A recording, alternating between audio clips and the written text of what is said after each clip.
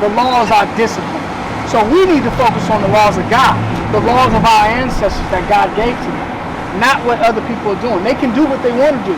Whatever they Hindus doing, let them do that. But you go out and teach your people, thus said the Lord. What was you going to say? So what about, I was going to ask you about Muslims. So what's the difference between Muslims and their religion between Israelites? Or is it the same? When was, no, definitely. Okay. Give me Zondervan. What time is it? About that time? Give me Zondervan, page 90. Now you know you ain't supposed to be buying and selling on the Saturday, bro. Huh? God holds you to a higher standard, bro. And I'm telling you, your life is on the line, young brother. And I tell you that because I love you. I tell you that because I don't want to see you die. I don't want to see you smoke some weed that's laced with fentanyl, and now you over here broke back, with your back bent and whatnot. You know what I'm saying? Or you die, and somebody got to try to revive you with some Narcan. Y'all got to be safe out here, bro. All right? Anytime you break the commandment, you set yourself at opposition with God. All right? Read that. We got 20 minutes. Yeah. Page 90. Babylon Timbuktu. Got it. Why y'all keep taking the damn book? Babylon Timbuktu. Leave us alone, man. Let us alone. Page 90. We learning today. So, Islam was created in the year 622 AD, meaning in the year of our Lord, after Christ, 620 years after Christ, all right? So the Bible was well established from the beginning of time. Even before the Egyptians, the Bible was already here. It just wasn't called the Bible. You understand? Go ahead. After Muhammad became a camel driver. Muhammad was what? A camel driver. He was a camel driver. He would be a taxi driver today. Ain't that something? Who are all your taxi drivers today? Ain't that something? Come on. He traveled to remote and intriguing lands. So Muhammad was, which they call the prophet, which he wasn't a prophet because he didn't prophesy nothing. And he's not of the seed of Israel. But he used to go from country to country. Come on. He led his caravans to Persia, Syria, and Egypt, transacting business with merchants of every kind. So Muhammad used to go to all these different countries on business, right? Come on. On his business trips. On his business trips, what did he do? He met Jews. He met what? Jews. He met the Israelites, the blacks, Hispanics, and Native Americans, God's chosen people, the wisest people of all people, the strongest people of all people, because we have our God. We're the strongest when we keep the laws. When we're not keeping the laws, we're weak. So he met the Jews, the Israelites. Come on. Christians and members of other sects. Come on. He interrogated them. Of other sects, because we had the Moors, they were Jews, but some of the Moors were following the Bible, some of the Moors were following Islam. Oh no, at this time, but What's the Moors? The Moors? Yeah. Moors is a Latin word for black. Yeah, Moors, the Moors, remember Othello? Lawrence Fishburne, the movie. He was a Moor. Black people that ruled in Spain, Italy, Portugal, all right? That's what they were calling us, because more just saying black in Latin terms, right? Go ahead. He interrogated them concerning the tenets of their religion. Of what? Concerning the tenets of their religion. Muhammad went to the Jews and the different nations to learn about their religion, to learn from us. Because guess what? In the Bible it tells you to praise toward Jerusalem. Right. What does Islam do? Pray towards what? Mecca. They pray towards Mecca. The Bible talks about praying 3 times a day, evening, morning, and noon. In Islam, they talk about praying 3 times a day. Why? Because they recited what we did. They copied what we did. Because he went and interrogated us about how our way of life, and he merged that into his society. Because at that time, they had a god for every day of the year. Over 300 gods. They was in idolatry, full blown. Like today, in Islam, what's their symbol?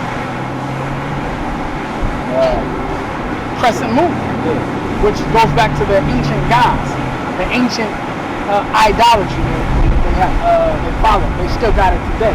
That's why they got them things. When you take a Hajj, they wrap around that big ass. Do we got it on here? Oh, yeah, right here. Yeah. But there's so many races. Watch this. Yeah, because he put them to slavery. They take a Hajj and bow down to this. This is in Mecca. That's idolatry. That's idolatry. That's a stone. Matter of fact, yep, read that real quick. Let me see. While you find it, I'm trying to see if I can find what I want. Oh, okay, got you. Yep. All right, now read this first. He frequently, right there.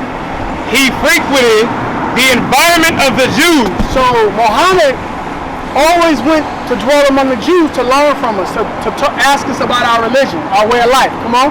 And their rabbis. And their rabbis. Our priests. Come on.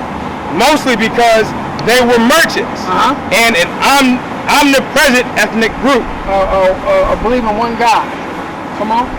Wait. Omnipresent is everywhere, right? Yes. Because we was everywhere. That's because they saying, damn, we dudes everywhere. I'm going to all these different countries. They everywhere. So now I'm chopping it up with them, learning from their rabbis, they priests. Come on. Because he could not read or write. Because what? He could not read or write. Muhammad was illiterate. Couldn't read or write. Think God's going to deal with illiterate person? Or is he going to, remember, he dealt with Joseph. Joseph was teaching senators. You understand? God is not going to deal with a base person. That's not even an Israelite. Go ahead. His ears were attentive and keen to everything that the Jews related to him. That the who? To everything that the Jews related to him. He learned from the Jews, the blacks, Hispanics, and Native Americans. Come on. Muhammad learned and extracted much. He took from the Bible. Quran means recital. They recited the Bible. Come on. Right. And extracted much from the Jewish religion and compounded it with his new religion, Islam. He created his own religion, taking parts from the Bible and parts from their way of life. And that's where you get Islam in 622. The Bible is not the same as the Quran. It's not the laws is not the same as Islam. That religion is completely different. It's idolatry. Go to that. Leviticus 26 and verse 1. So now the Muslims in Islam, they take a Hajj and bow down towards that temple, that cobblestone, right? That temple they call it. Go ahead. What is that? Leviticus 26 and 1. This is the Bible we're talking about now. Ye shall make you no idols, nor graven image, neither shall ye rear up a standing image. The cobblestone. Neither shall ye set up any image of stone. The cobblestone. God said, don't set up no stone in your land. Is that not a stone in their land they bowing to? It's in contradiction to the Bible. It's in contradiction to the Bible. Come on. To bow down unto it. For I am the Lord your God. He said, I'm the Lord your God. Don't follow after these dudes. Now give me Jeremiah 3 and 2. Where did we learn Islam from? Because you got the nation of Islam. They learned from the white dude. That's the dude I was talking on. What his name is? The black Muslim founder exposed as a white. He don't got his name on there? I forget his name. But that's him right there. Dude was some sources say he was white, some other sources say he was like I think Indian or something like that, but he wasn't our people. As far as I'm talking about like the nation of Islam, black Muslims, alright, on this side of the world. But when you talk about worldwide, it's the Arabs. That's their thing. But even our people like the nation of Islam followed after that dude right there. That's not our people. Go ahead. Jeremiah 3 and 2. Lift up thine eyes unto the high places. Come on. And see where thou hast not been lined with. In the ways, seeing that we have not sat down and learned from other people. Come on. In the ways hast thou sat for them, as the Arabian in the wilderness. We sat for the who? As the Arabian in the wilderness. We sat down at the feet of the Arabians and learned from them. Now we Muslim. Now we talking, walking in Arabic. That's not our religion. God said don't follow them ways. Those consider the ancestor. This is the Biblical Baby Names classical book. Oh, I got you. Of interest, Ishmael is considered the ancestor of the Arab people.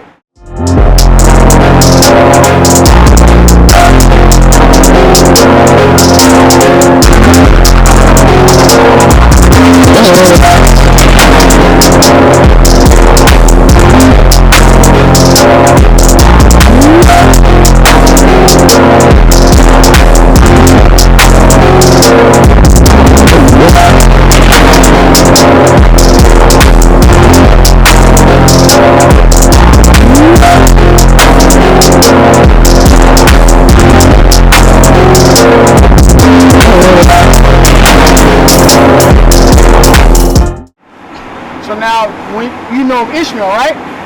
Yeah. Abraham had 2 sons, starting off, Ishmael and Isaac. Ishmael was cast off, and Isaac was chosen. The Arabs stemmed from Ishmael, but he wasn't the chosen son. Isaac was. All right? He got it on the phone. All Arabs. That's what I was looking for. All Arabs. This is tell them when you read it. The Zondervan Bible Compact Dictionary. All Arabs following Muhammad's example Islam, claim descent from Ishmael. they claim descent from Ishmael. They come from Ishmael. They know that. You understand? So, remember, they're not the chosen ones. Remember, give me that in the prophet. Is it Amos 2 and 11? Yes. Now remember, we read in Deuteronomy 4 when God said, take heed to yourself, don't be making no graven images, don't be worshiping idols. I gave those things to the nations. So the Arabs, they created Islam. Hey, if you want to construct him a religion, that's him. He can do that. But you ain't supposed to go follow it. You understand? That's where we went wrong. You know what I mean? Go ahead. Amos 2 and 11. So they say Muhammad was a prophet, right? Well, watch this. And I raised up of your sons for prophets. He raised up your sons, prophets. And of your young men for Nazarites. Is it not even thus, O ye children of Israel? So who are the prophets? Come on, pay attention. O ye children of Israel. Who are the prophets? Children of Israel. Is Muhammad an Israelite? No. He came from Ishmael. Right. Ishmael, I chosen one. Exactly. So Muhammad wasn't no prophet. Hell, if he was a prophet, somebody show me a prophecy. Something that didn't happen, but that he talked about thousands of years before it happened. Ain't nobody gonna be able to do that. You understand? So give me Ecclesiastes 4. So we got a lot of questions, right? It's a lot to learn. You got that. I know. Hell, I do too. But this is the foundation. This is the basic. You're in the right place. Start growing out your beard. That's you showing some humility towards God. Start keeping the Sabbath day. That's you showing humility towards God. Then he can start dealing with you. All right? Read that. Ecclesiastes 4 and 9. Two are better than one. God says 2 is better than 1. Come on. Because they have a good reward for their labor. Come on. For if they fall, the one shall lift up his fellow. The reward is you being helped by your brother. If you about to commit a sin, your brother stop you from committing sin. Nah, bro, don't do that. Thou shalt not such and such. That's the reward. And then you be like, you know what, you're right. Come on. Now I stopped you from sinning, and you repented from the evil thoughts you was about to go do. It's hard to do that alone. You got a lot of questions. And the way you get those questions answered by surrounding yourself around godly men. Your wife, she probably got a lot of questions, right? Womanly questions that you may not be able to answer. You want to get her around godly women to help her in the walk. You understand? Come on. But woe unto him that is alone. But woe to you that is alone. You can't. Yeah, we all got our own personal relationship with God if we're keeping the commandments. If we're keeping the commandments. But one of the commandments is keeping the Sabbath day holy. In order for you to completely keep the Sabbath day holy and separate, you have to gather with like-minded people in the Word. You will never be able to fully keep the Sabbath day holy if you're able to meet with like-minded people, but you never take that opportunity. You never seize the opportunity. You can't be successful alone in the Word of God. You need to learn from somebody. That's what the scriptures say, Acts 8. Acts 8. Let's jump to the point, y'all. Watch this. You gotta learn from somebody. Your wife, she's supposed to learn from you. If it's something you don't know, you're supposed to go learn from the elders, the leaders. Come on. Because God ain't dealing with us like he used to deal with us before. He ain't coming down, Abraham. He ain't doing that. That's with the word right here. And if we don't understand something, we're supposed to go to a man that's been learning longer than us to so that he can show us if he knows. And if he don't know, he goes to the next man. Go ahead. Acts 8, verse 31. Bring it out. And he said, how can I? Read up. Acts 8, verse 30. And Philip ran thither to him and heard him read prophet Isaiah and said, understandest thou what thou readest? Do you understand everything you read in the Bible? No. Not at all, right? No one does. Read. And he said, how can I? How can anyone? Except some man should guide me. Except a godly man guide us. And the only way you gonna be guided by a godly man, you gotta get around him. Well, that's why I put it over and stuff. All praises. All praises. So now, that's just today. We got a school, but you gotta bring the family, bro. Your wife wear pants? Yeah. Deuteronomy 22:5. That's time? That's right. Is that time? That's time? Deuteronomy 22:5. Watch this. This is what you gotta show your wife. It's 107. Yeah, go ahead. The book of Deuteronomy 22, verse 5. The woman shall not wear that which pertaineth unto a man. We gave you a law, or basic law on the beard. You can't show your beard off no more.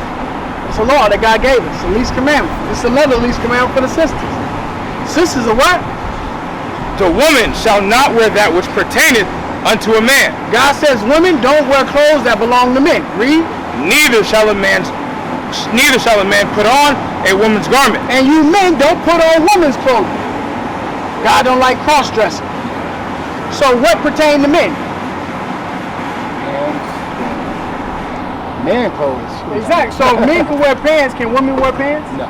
No. So the wife got to come out them pants and put on what? Skirts and dresses. Absolutely. Absolutely, bro. Because guess what? Romans 7 and 14. Romans 7 and 14. It's very simple, bro. But what happened is the Christian church was taught by these people here. These people here. This dude here. The Christian church was taught by this dude. This is the same one that enslaved us. This is the same one that raped our mothers and fathers. This is the same one that sold us, man. The same ones that whipped our backs. Same ones that put chains on our neck. Same ones that told us we niggas and spits. We ain't nothing. So we gonna go to them now for understanding about God?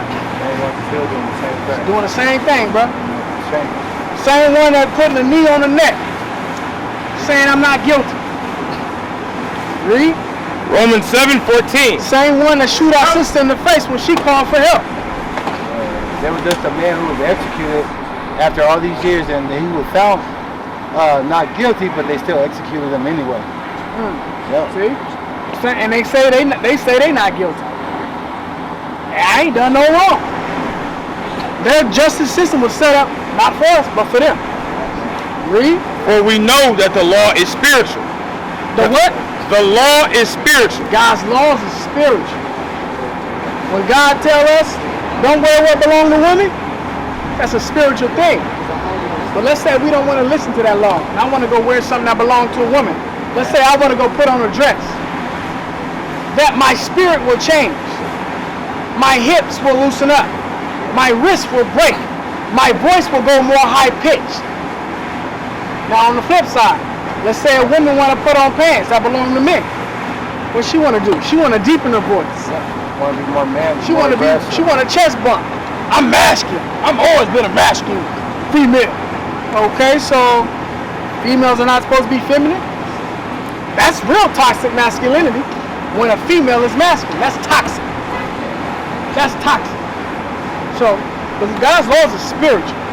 So when we apply God's laws in our life, we become spiritual men.